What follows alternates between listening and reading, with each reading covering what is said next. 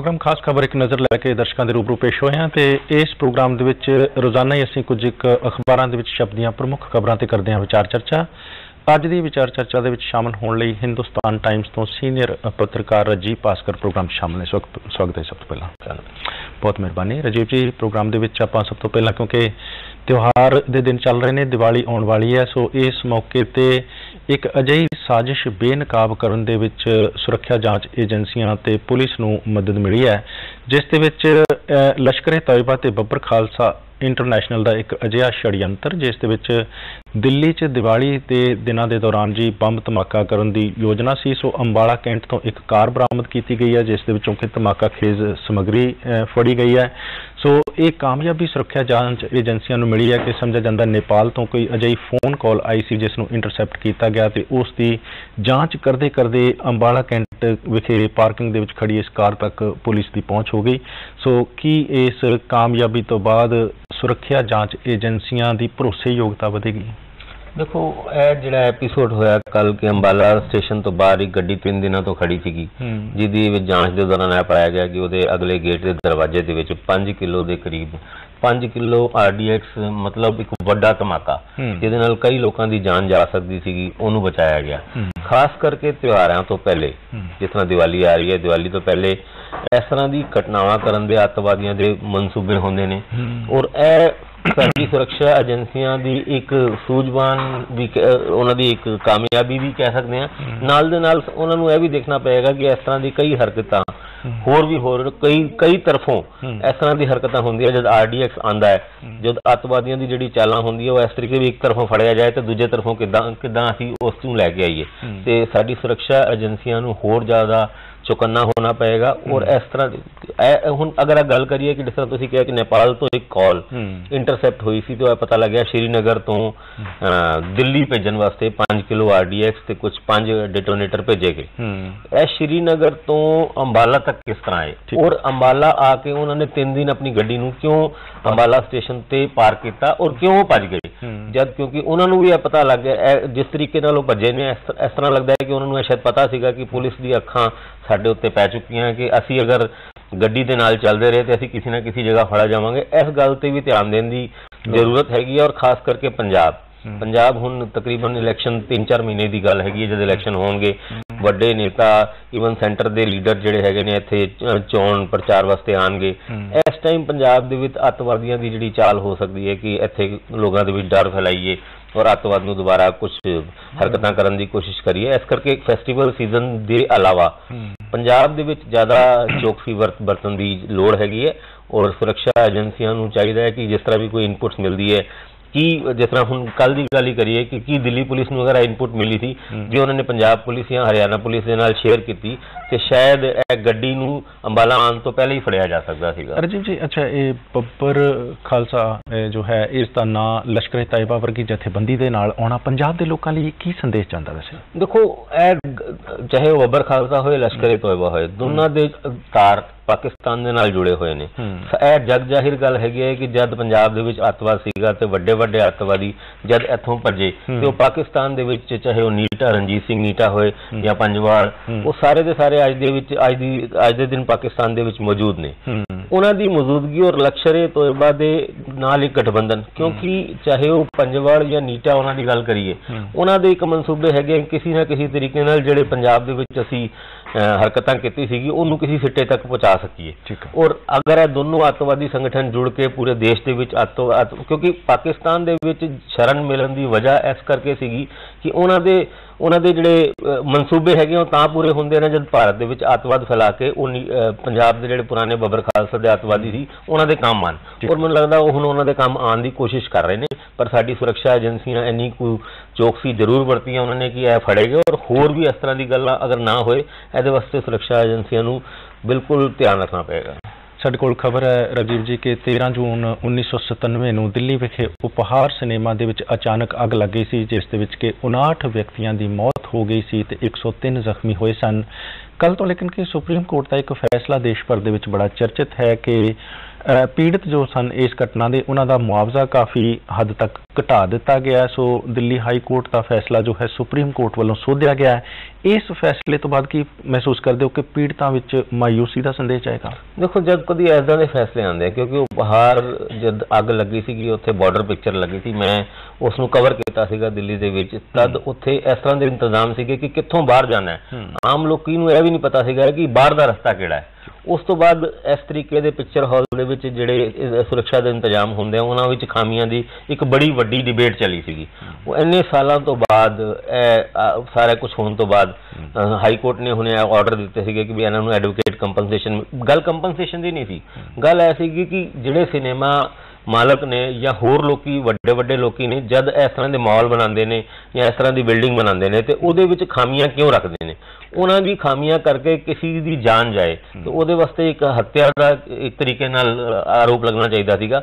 इस केस नूं पूरे देश विच इस तरीके नाल देखा जा रहा सीगा कि यह एक एग्जाम्पल होएगा जिहड़े सारे रियल स्टेट बिजनेस वाले हैगे ने या सिनेमा हॉल वाले ने या मॉल वाले ने कि उहदे विच सुरक्षा इंतजाम पूरे करन। लेकिन कल सुप्रीम कोर्ट के फैसले का हालांकि आधार की है यह कहना मुश्किल है, पर एक मायूसी जरूर लोगों के विच आएगी इहदे नाल। ठीक है जी, तेरे निहासी दिल्ली दे विच ही अगली खबर है साडे कोल। वैसे दिल्ली दे विच पटियाला हाउस अदालत काफ़ी चर्चा दे विच देश भर दे विच खबर गई कि अन्ना हजारे दे समर्थकों का भारी कुटापा किया गया। इत्थों तक कि मीडिया के कैमरे चल रहे सन ते इस कुटापे नूं हुंदियां टैलीविजन ते देश भर के लोगों ने देखा भी है। इस तो पहला जी दिल्ली दे विच सीनियर वकील प्रशांत भूषण जो कि वह भी अन्ना हजारे दे समर्थक ने, उन्होंने दफ्तर विच जाके कुटापा किया गया सी कुछ लोगों वालों ते जो दोषी सन गिरफ्तार करके अदालत विच पेश किए गए सन। इस मौके ते घटना वापरी दसी जाती है। सो पुलिस की हाज़री दे विच अदालत के अहाते विच इहो जी घटना वापरना की सोचते हो? देखो, जिथे तक गल घटना की हैगी है तो यह निंदायोग है, क्योंकि अगर अदालत दे विच किसी नाल मार कुटापा होंदा है उहदा ते हमेशा निंदा करनी चाहिए और निंदायोग है भी।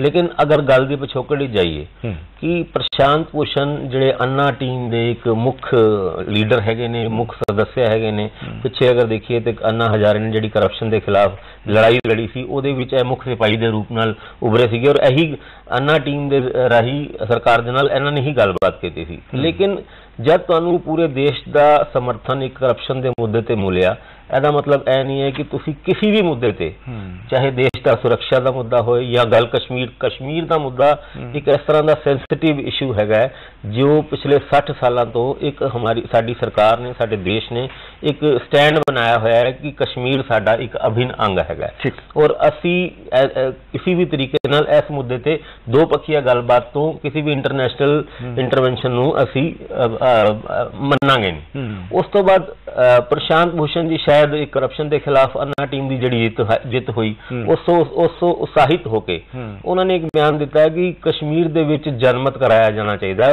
और अगर कश्मीर की जनता जनमत के राही अगर इंडिया के नाल नहीं रहना चाहती तो असी उन्होंने अलग रख देना चाहिए।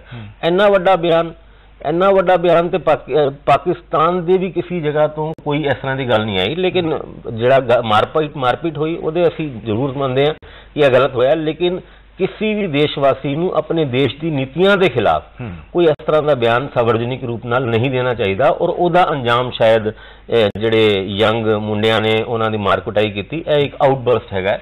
लेकिन बयान देने तो पहले जब देश की पॉलिसी के उत्ते अगर कोई बयान देना है तो उस तो पहले चाहे अन्ना टीम के सदस्य हों, चाहे अपोजिशन पार्टी होए, चाहे कोई लीडर होए, अभिनेता होए, उन्होंने इस गल तो पहले सोचना चाहिए। वैसे राजीव जी, जो बयान उन्होंने टेक्निकली नहीं भी ठीक तो कोई भी व्यक्ति उठ के किसी की इस तरह मार कुटाई तो नहीं ना शुरू कर देगा? शुरू ही इस गल तो किया है कि मार पिटाई होना जरूर निंदायोग है।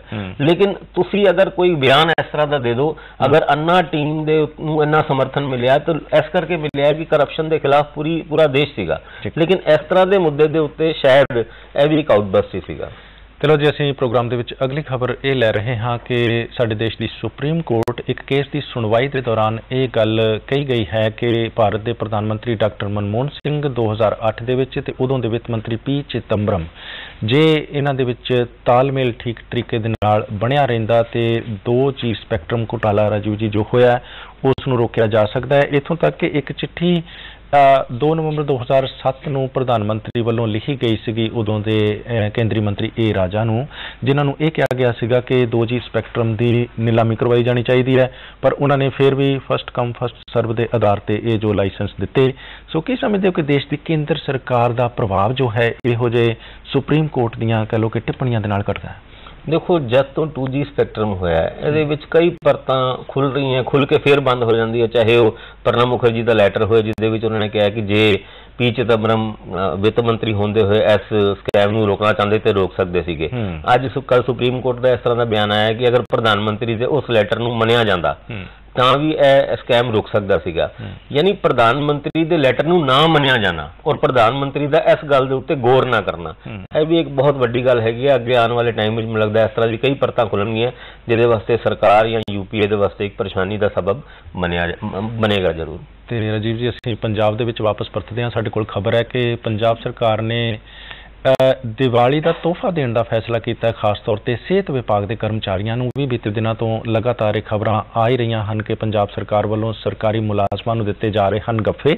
ਸੋ ਇਹ ਜੋ ਗੱਫਿਆਂ ਦੇ ਸਿਲਸਿਲੇ ਦੇ ਵਿੱਚ ਹੁਣ ਦੀਵਾਲੀ ਦਾ ਤੋਹਫਾ ਸਿਹਤ ਵਿਭਾਗ ਦੇ ਕਰਮਚਾਰੀਆਂ ਨੂੰ ਵੀ ਮਿਲ ਰਿਹਾ, ਇਹਦੇ ਬਾਰੇ ਕੀ ਵਿਚਾਰ ਹੈ? ਦੇਖੋ, ਜਦ ਕਿਸੇ ਵੀ ਸਰਕਾਰ ਦੀ ਆਖਰੀ ਦੀਵਾਲੀ ਯਾਨੀ ਕਿਸੇ ਵੀ ਟੈਨਿਓਰ ਦੀ ਆਖਰੀ ਦੀਵਾਲੀ ਹੁੰਦੀ ਹੈ ਉਸ ਟਾਈਮ ਤੇ ਇਸ ਤਰ੍ਹਾਂ ਦੇ ਗੱਫੇ ਵੰਡੇ ਜਾਂਦੇ ਨੇ। ਹਾਲਾਂਕਿ ਸਰਕਾਰ, ਇਹ ਵੀ ਸਾਰਿਆਂ ਨੂੰ ਪਤਾ ਹੈ ਕਿ ਸਰਕਾਰ ਕੋਲ ਇੰਨੇ ਵੀ ਪੈਸੇ ਨਹੀਂ ਕਿ ਉਹ ਵੇਤਨ ਵੀ ਦੇ ਪਾਏ ਆਪਣੇ ਕਰਮਚਾਰੀਆਂ ਦਾ, ਲੇਕਿਨ ਚਾਹੇ ਲੋਨ ਲੈ ਕੇ ਹੀ ਕਿਸੇ ਵੀ ਤਰੀਕੇ ਨਾਲ ਇਸ ਟਾਈਮ ਗੱਫੇ ਵੰਡਣਾ ਸਰਕਾਰ ਦੀ ਮਜਬੂਰੀ ਹੈਗੀ ਹੈ, ਕਿਉਂਕਿ ਅੱਗੇ ਚੱਲ ਕੇ ਇਲੈਕਸ਼ਨ ਲੜਨੇ ਹੈ। ਇਲੈਕਸ਼ਨ ਵਿੱਚ ਇਹੀ ਗੱਫੇ ਸ਼ਾਇਦ ਉਹਨਾਂ ਨੂੰ ਕੰਮ ਆਉਣਗੇ, ਉਹਨਾਂ ਦੀ ਏਦਾਂ ਦੀ ਸੋਚ ਹੈ। ਪਰ ਦੇਖੋ ਅੱਗੇ ਚੱਲ ਕੇ ਕੀ ਬਣਦਾ। ਫਿਲਹਾਲ ਤੇ ਲੋਕਾਂ ਨੂੰ ਖੁਸ਼ ਹੋਣਾ ਚਾਹੀਦਾ ਹੈ ਕਿ ਗੱਫੇ ਲਓ ਔਰ ਦੀਵਾਲੀ ਮਨਾਓ।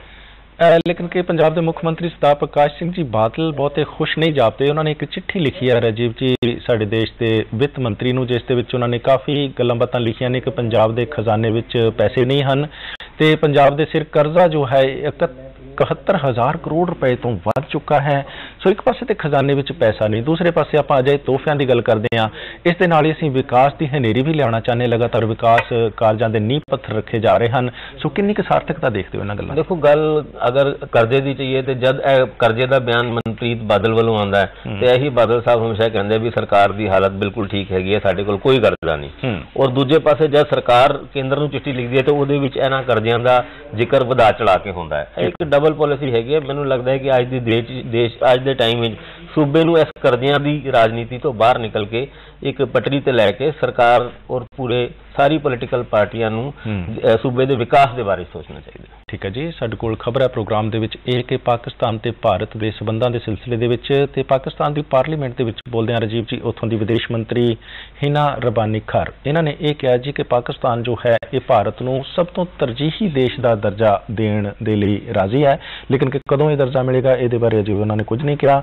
ਇਸ ਦੇ ਨਾਲ ਹੀ ਲੇਕਿਨ ਕਿ ਖਬਰ ਇਹ ਵੀ ਚਰਚਾ ਦੇ ਵਿੱਚ ਆਈ ਹੈ ਕਿ ਅਮਰੀਕਾ ਦੇ ਵਿਦੇਸ਼ ਮੰਤਰੀ ਹਿਲਰੀ ਕਲਿੰਟਨ, ਉਹਨਾਂ ਦਾ ਬਿਆਨ ਆਇਆ ਹੈ ਕਿ ਜੋ ਪਾਕਿਸਤਾਨ ਹੈ ਹਮੇਸ਼ਾ ਦੋਹਰੇ ਮਾਪਦੰਡ ਅਪਣਾਉਂਦਾ ਹੈ, ਖਾਸ ਤੌਰ ਤੇ ਅਮਰੀਕਾ ਦੇ ਨਾਲ ਮਿੱਤਰਤਾ ਦੀ ਵੀ ਗੱਲ ਕਰਦਾ ਤੇ ਅਫਗਾਨਿਸਤਾਨ ਦੇ ਵਿੱਚ ਇਸ ਦੇ ਨਾਲ ਹੀ ਜੋ ਹੈ ਅੱਤਵਾਦੀ ਸੰਗਠਨਾਂ ਦਾ ਸਮਰਥਨ ਵੀ ਕਰਦਾ ਹੈ। ਭਾਰਤ ਦੇ ਨਾਲ ਪਾਕਿਸਤਾਨ ਦੇ ਦੋਹਰੇ ਮਾਪਦੰਡਾਂ ਦੇ ਸਿਲਸਿਲੇ ਦੇ ਵਿੱਚ ਵੀ ਕਾਫੀ ਆਲੋਚਨਾ ਹੁੰਦੀ ਰਹਿੰਦੀ ਹੈ। ਹੁਣ ਲੇਕਿਨ ਕਿ ਵਿਦੇਸ਼ ਮੰਤਰੀ ਦਾ ਇਹ ਬਿਆਨ ਕਿੱਦਾਂ ਲੈਂਦੇ ਹੋ? ਦੇਖੋ, ਪਹਿਲੇ ਤੇ ਜਿਹੜਾ ਵਿਦੇਸ਼ ਮੰਤਰੀ ਦਾ ਬਿਆਨ ਪਾਕਿਸਤਾਨ ਦੀ ਨੈਸ਼ਨਲ ਅਸੈਂਬਲੀ ਦੇ ਵਿੱਚ ਉਹਨਾਂ ਨੇ ਦਿੱਤਾ ਕਿ ਅਸੀਂ ਭਾਰਤ ਨੂੰ ਮੋਸਟ ਫੇਵਰਡ ਨੇਸ਼ਨ ਦਾ ਦਰਜਾ ਦੇਣ ਨੂੰ ਤਿਆਰ ਹਾਂ। ਉਹ ਮੋਸਟ ਫੇਵਰਡ ਨੇਸ਼ਨ ਦੇ ਨਾਲ ਕੀ ਹੈ ਕਿ ਇੱਕ ਆਪਸ ਵਿੱਚ ਜਿਹੜਾ ਵਪਾਰ ਹੋਏਗਾ, ਆਪਸ ਦੇ ਰਿਸ਼ਤੇ ਹੋਣਗੇ, ਬਿਲਕੁਲ ਬਾਰਡਰ ਦੇ ਵਿੱਚ ਬੜਾ ਇੱਕ ਰਿਲੈਕਸੇਸ਼ਨ ਵਰਤਿਆ ਜਾਏਗਾ। ਉੱਥੇ ਦੇ ਲੋਕੀ ਆਰਾਮ ਨਾਲ ਇੱਥੇ ਆ ਸਕਣਗੇ, ਇੱਥੇ ਦੇ ਲੋਕ ਉੱਥੇ ਜਾ ਸਕਣਗੇ। ਇਹ ਗੱਲ ਸੁਣਨ ਨੂੰ ਪੜ੍ਹਨ ਨੂੰ ਤੇ ਬਹੁਤ ਚੰਗੀ ਲੱਗਦੀ ਹੈ। ਇਹਦੇ ਨਾਲ ਕੀ ਪਾਕਿਸਤਾਨ ਸਾਨੂੰ ਮੋਸਟ ਫੇਵਰਡ ਨੇਸ਼ਨ ਦੇਗਾ? ਅਗਰ ਉਹ ਦਿੰਦਾ ਤੇ ਪਾਕਿਸਤਾਨ ਦਾ, ਇੰਡੀਆ ਤੋਂ ਜ਼ਿਆਦਾ ਪਾਕਿਸਤਾਨ ਦਾ ਫਾਇਦਾ ਹੈ। ਔਰ ਕੀ ਇਸ ਤਰ੍ਹਾਂ ਦੀ ਹਰਕਤ ਦੇਣ ਤੋਂ ਬਾਅਦ ਅੱਤਵਾਦ ਨੂੰ ਕਿਸੇ ਤਰੀਕੇ ਨਾਲ ਥੰਮ ਪਾਈ ਜਾ ਸਕਦੀ ਹੈ? ਇਹ ਇੱਕ ਬਹੁਤ ਵੱਡਾ ਵਿਸ਼ਾ ਹੈ, ਇਹਦੇ ਉੱਤੇ ਗੰਭੀਰਤਾ ਨਾਲ ਸੋਚਣ ਦਾ ਵਿਚਾਰ ਹੈਗਾ। ਠੀਕ ਹੈ, ਮੋਸਟ ਫੇਵਰਡ ਨੇਸ਼ਨ ਅਗਰ ਪਾਕਿਸਤਾਨ ਦਿੰਦਾ ਸਾਨੂੰ, ਅਸੀਂ ਵੀ 96 ਦਿੱਤਾ ਸੀਗਾ, ਲੇਕਿਨ ਉਹਦੀ ਕੋਈ ਖਾਸ ਸਿੱਟੇ ਨਿਕਲ ਕੇ ਨਹੀਂ ਆਏ। ਸਿੱਟੇ ਨਿਕਾਲਣ ਵਾਸਤੇ ਸਾਡੀ ਦੋਹਰੀ ਨੀਤੀ ਦੀ ਗੱਲ ਕੀਤੀ, ਉਹਨੂੰ ਰੋਕਣਾ, ਉਹਨੂੰ ਛੱਡਣਾ, ਇਹ ਬਹੁਤ ਲੋੜ ਹੈਗੀ ਹੈ। ਔਰ ਤਾਂ ਹੀ ਦੋਨੋਂ ਸੂਬੇ, ਦੋਨੋਂ ਦੇਸ਼ ਤਰੱਕੀ ਕਰ ਸਕਦੇ। ਬਿਲਕੁਲ ਜੀ, ਸੋ ਦੋਹਰੇ ਮਾਪਦੰਡ ਛੱਡਣੇ ਹੋਣਗੇ, ਅਜਿਹਾ ਕਹਿ ਰਹੇ ਨੇ ਰਾਜੀਵ ਭਾਸਕਰ ਜੀ। ਅੱਜ ਦੇ ਪ੍ਰੋਗਰਾਮ ਖਾਸ ਖਬਰ ਇੱਕ ਨਜ਼ਰ ਦੇ ਵਿੱਚ ਵਿਚਾਰ ਚਰਚਾ ਸ਼ਾਮਲ ਹੋਏ, ਬਹੁਤ ਬਹੁਤ ਧੰਨਵਾਦ। ਤੇ ਇਸ ਪ੍ਰੋਗਰਾਮ ਦਾ ਸਮਾਂ ਦਰਸ਼ਕਾਂ ਲਈ ਹੁਣ ਇੱਥੇ ਸਮਾਪਤ ਹੈ। ਸਤਿ ਸ਼੍ਰੀ ਅਕਾਲ।